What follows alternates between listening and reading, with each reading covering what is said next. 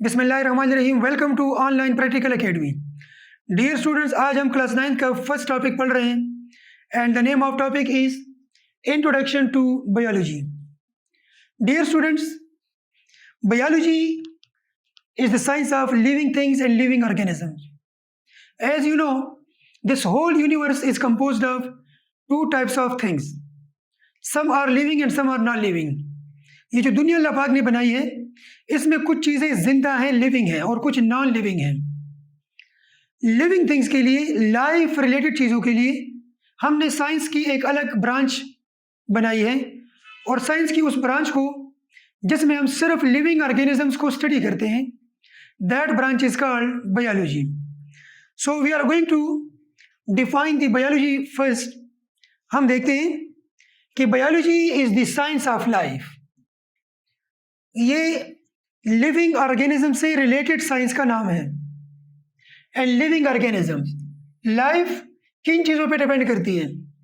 living organisms के अंदर कौन कौन से प्रोसेस होते हैं, वो इन्वायरमेंट के साथ क्या इंट्रैक्शंस करते हैं, उसकी कंपोजिशन क्या है ह्यूमन बॉडी की। All these things are the targets of biology. Universe is composed of living and non living things. तो लिविंग के लिए हमने बायोलॉजी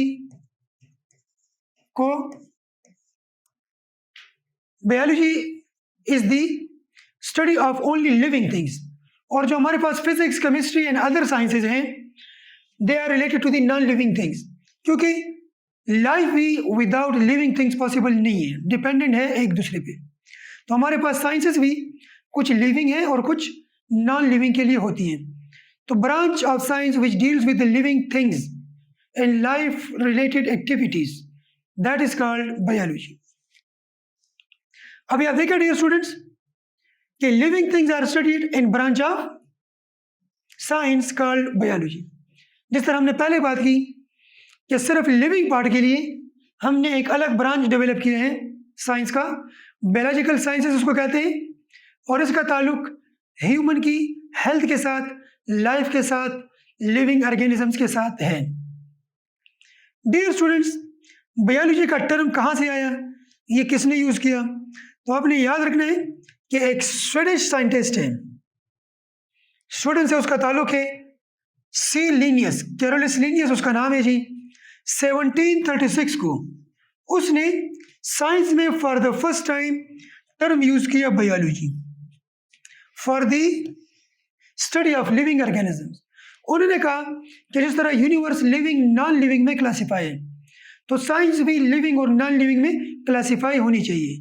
और उन्होंने यही किया कि उसने बायोलॉजी को यूज किया for the study of living things, और फिजिकल साइंसेस का नाम दिया फॉर नॉन लिविंग थिंग्स। तो बायोलॉजिकल साइंस का जो लफ्ज़ है, जो टर्म है, ये स्वीडिश साइंटिस्ट सी लिनियस 1736 में ये for the first time use हुआ। Dear students, this is the topic of biology. आप देख लें, यहाँ पे आपको एक बच्चा नजर आ रहा है जो कि लिविंग ऑर्गेनिज्म है, वो पानी के अंदर फिशिंग कर रहा है। यहाँ पे आपको ट्रीज भी नजर आ रहे हैं, सनलाइट भी है, यहाँ भी आप देख लें प्लांट्स हैं, ये भी प्लांट्स हैं। अगर आप देख लें तो यह system two types of things से बनी है। एक सन है जो नॉन लिविंग है, एक एयर है जो नॉन लिविंग है, एक वाटर है जो नॉन लिविंग है, उसके हाथ में ये स्ट्रिंग है, ये नॉन लिविंग है, ये मिट्टी है, ये नॉन लिविंग है, ये पत्थर नॉन लिविंग है, और ये ह्यूमन क्या है, लिविंग। ये फिश क्या है, living.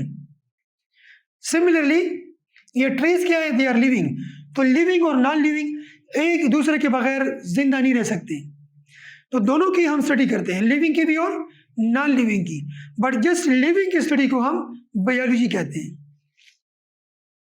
Now look at here dear students, biology का मतलब क्या है? So biology is actually Greek word, जो आपने याद रखना है for the MCQs point of view. और ये एक लफ्ज नहीं है, ये दो अल्फाज हैं।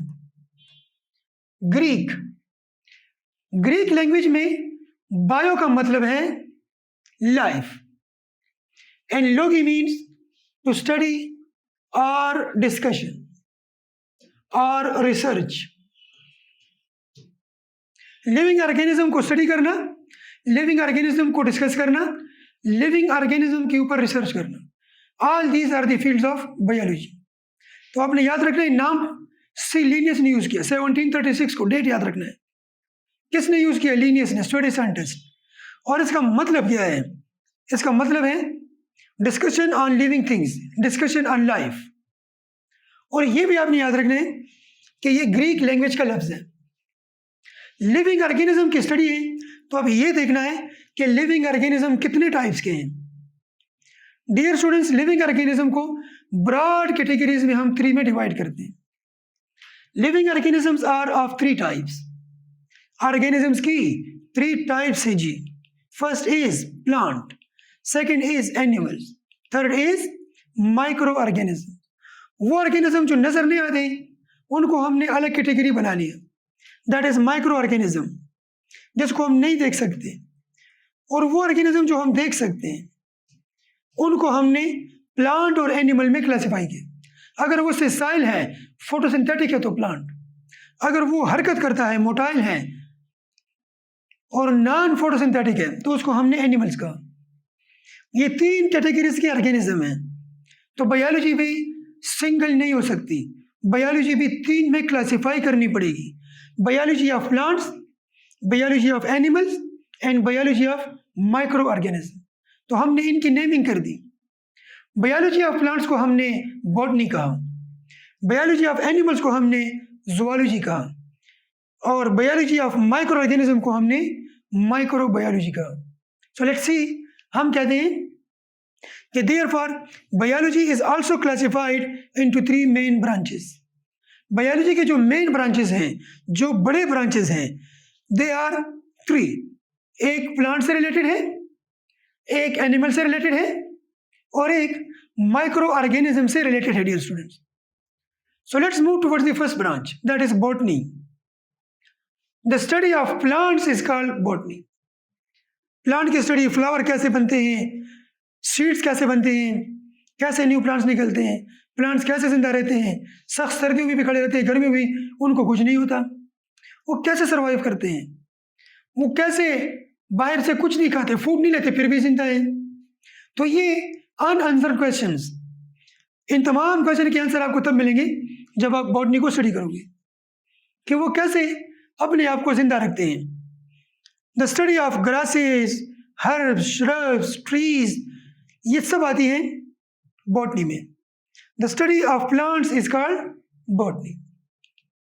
Similarly the study of animals is called zoology. Zoo mean animals and logi mean discussion. The study of animals is called zoology. ये बायोलॉजी का दूसरा ब्रांच है, सेकेंड ब्रांच ऑफ बायोलॉजी, जिसमें हम motile organism, non photosynthetic organism, जिनको हम animals कहते हैं, ह्यूमन भी इसी ग्रुप में आता है क्योंकि हम मोटाइल हैं, मूव करते हैं, और हम नॉन फोटोसिंथेटिक हैं। So the study of animal is called zoology, जो कि दूसरी क्लासिफिकेशन है, दूसरा ब्रांच है बायोलॉजी का। लुक एट डियर स्टूडेंट्स, आपको इस पिक्चर में बर्ड्स भी दिखाई दे रहे हैं, इसमें आप देख रहे हैं टाइगर भी हैं, इसमें आप देख लें कुछ और एनिमल्स भी हैं, डिफरेंट टाइप्स ऑफ एनिमल्स आपको दिखाए गए हैं, और ये आप है जो आप इसको स्टडी कर रहे हैं। So you are zoologist. अगर आप इनकी स्टडी कर रहे हैं तो आप जूलॉजिस्ट हैं, और अगर आप प्लांट की स्टडी कर रहे हैं तो आप बोटानिस्ट हैं। The study of all these organisms is called, the study of all these animals is called zoology.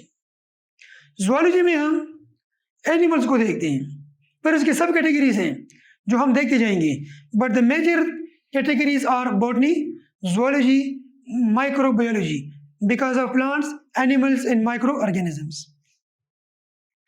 The third category, third classification is microbiology, the study of those organisms which cannot be seen with the naked eye. वो छोटे organism, virus, bacteria, unicellular organism, paramecium, amoeba, algae, etcetera and etcetera, जो हमें ऐसे नजर नहीं आते, उसके लिए हम माइक्रोस्कोप यूज करते हैं, और ऐसे ऑर्गेनिज्म को हम माइक्रो ऑर्गेनिज्म कहते हैं, और उनकी स्टडी को हम माइक्रोबायोलॉजी कहते हैं। The study of micro organisms is called microbiology. Micro organisms की स्टडी को हम माइक्रोबायोलॉजी कहते हैं जनाब। Look at the viruses, look at the bacterias, unicellular fungi, unicellular algae, unicellular प्रोटिस्ट्स, unicellular animals जो एक सेल के बने होते हैं, जो बड़े छोटे होते हैं, इनको हम माइक्रो ऑर्गेनिजम्स कहते हैं। और इनके बगैर बायोलॉजी इनकम्प्लीट है, क्योंकि दुनिया में प्लांट्स और एनिमल्स से ज़्यादा माइक्रो ऑर्गेनिजम्स होते हैं, तो हम इनको इग्नोर नहीं कर सकते। इनके कुछ एडवांटेजेस भी हैं और कुछ डिसएडवांटेजेस भी। इसलिए microbiology is a broad category of biology. Dear students, आज हमने इंट्रोडक्शन ऑफ बायोलॉजी को डिस्कस किया। इंशाल्लाह in next topic we will study the related topics to the biology. Thank you so much. अल्लाह हाफिज़।